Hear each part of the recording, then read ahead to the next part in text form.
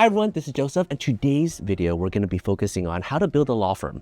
And today we get to interview Marta. She also owns a law firm. She's also an immigration law specialist, and we know it is extremely difficult in this day and age. And so first thing I want to do is I want to read you a text message. One of my friends sent this to me. Joe, I really don't know how you do your job. It's like playing a game where the rules change after each turn and then a free to play game becomes a subscription. It's crazy. Really don't know how you and your team do it. In this day and age, everything seems to be changing by the minute. How do you run a firm? What advice do you give to young practitioners? Well, first of all, I want to say you're not alone. This is how everybody feels. So you're not that there by yourself. I started my firm back in 2015. Not too long after I started my own firm, we had President Trump had his first term. We saw a lot of RFEs on H-1B challenging the wage level 1. So that was also a big shock. You know, we didn't know like what's going on. But I remember a lot of the bar associations, including ALA, including LACBA, they had all these practice pointers or CLEs that help attorneys to navigate the situation. Both ALA, SoCal, and LACBA hold a lot of events, especially after COVID. There are some in-person events. I would encourage, especially young lawyers, to attend those in-person events. LACBA has this support dinner program, so that gives you this sense of support. So I highly recommend attending those events. I think I've seen so many lawyers and law firms fail and succeed.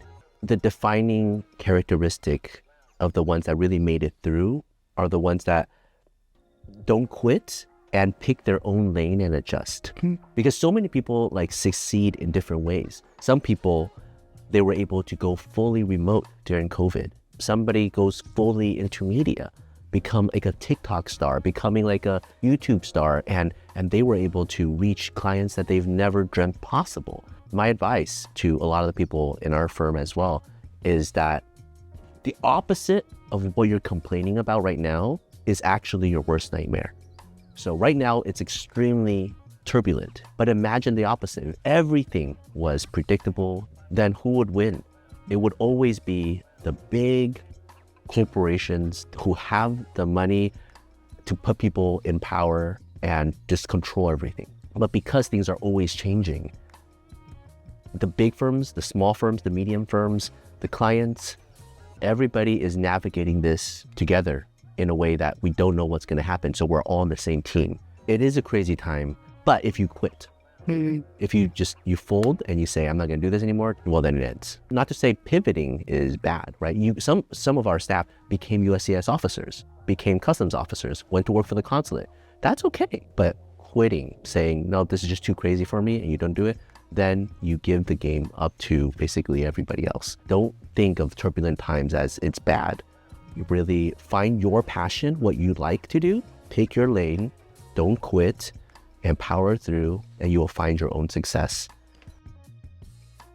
But let's talk about your journey, right? How did you do it? You have your journey in starting your firm to how it is now, a full medium-sized firm that have 20, 30 people, a big corporate building, you're a certified specialist.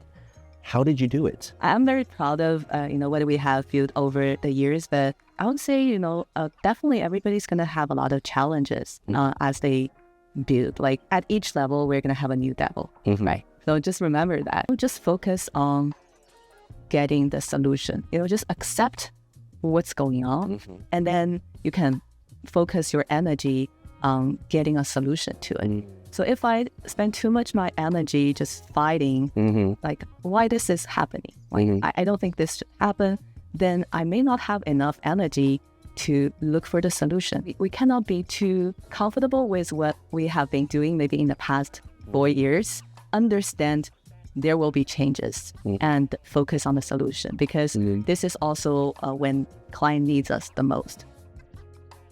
It also has something to do with a sense of control, I would say. We might need to get more comfortable with this sense of losing control sometimes, but understand like, okay, this is the uncertainty and still guide client to navigate the things right now, understanding there are certain parts that's unclear. So that's my advice. Lawyers, by our very nature, right? We love things that make sense, logic, sound arguments, and order and predictability. We are trained in that. And there's nothing that makes sense about immigration law right now. And we do not have a sense of control. And that is extremely frustrating. But here's the question. When other people see the crazy changes and decide, okay, I'm just gonna watch and I'm not gonna grow, how did you decide, okay, I'm going to actually build? I just had to learn from the mistakes I made. For example, I didn't know how to build a team. So I didn't know what kind of team member I was looking for.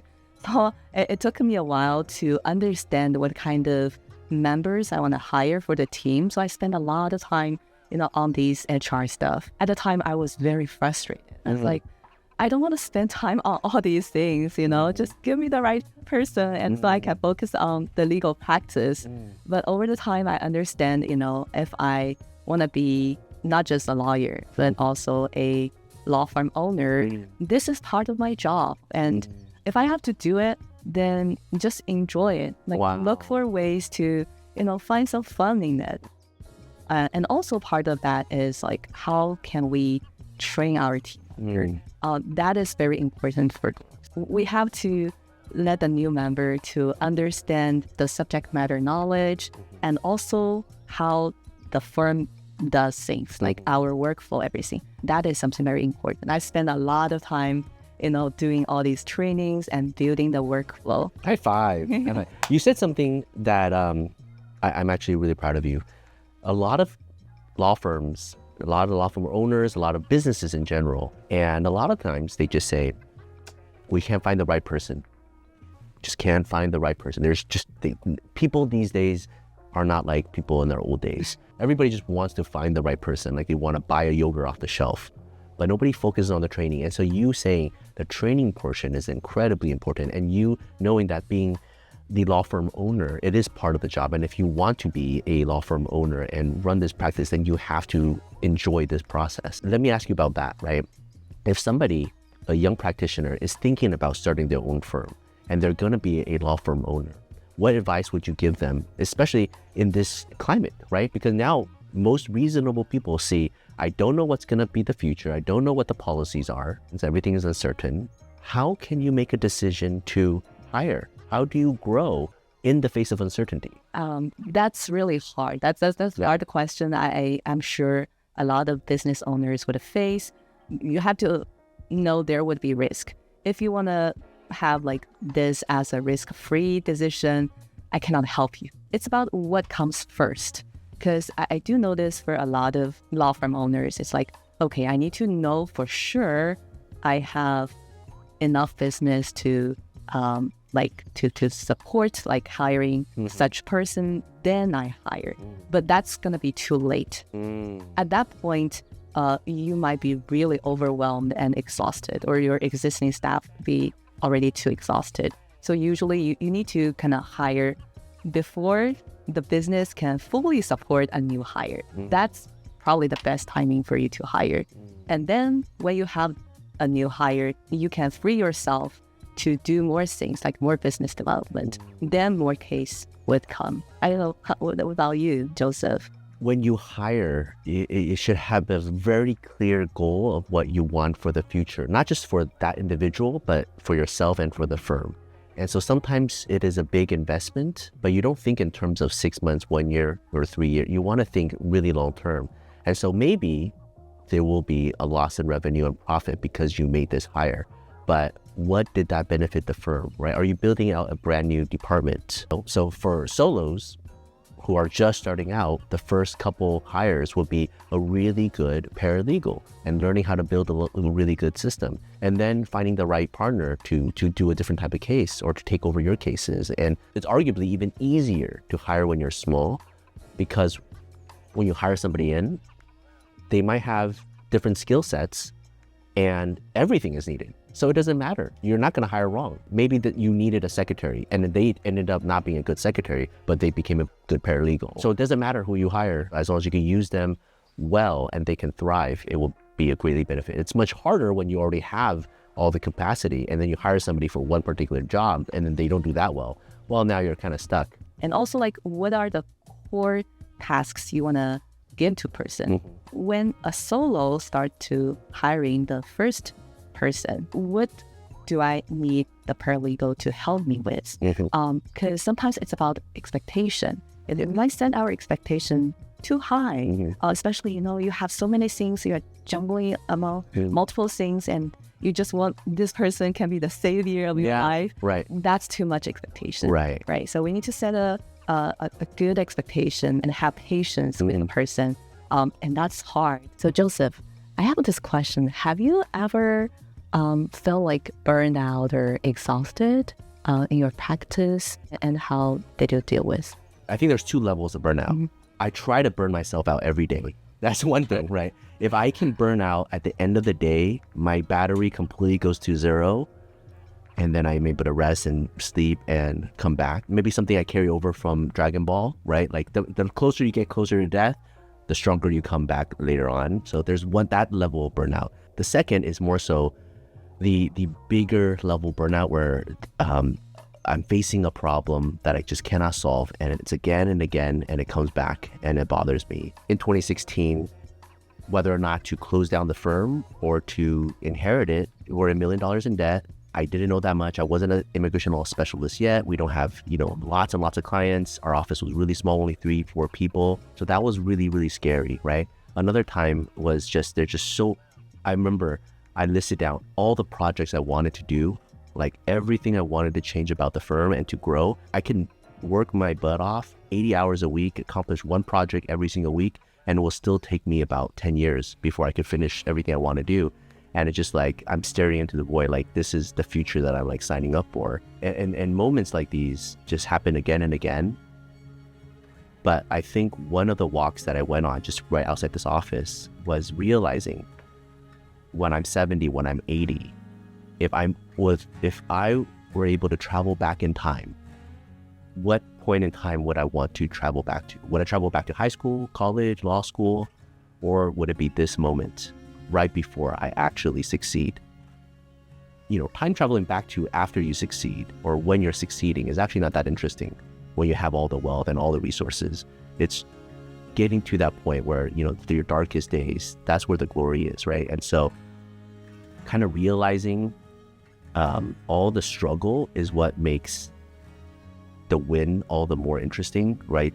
The dark shadows is what makes light more illuminating when you do art.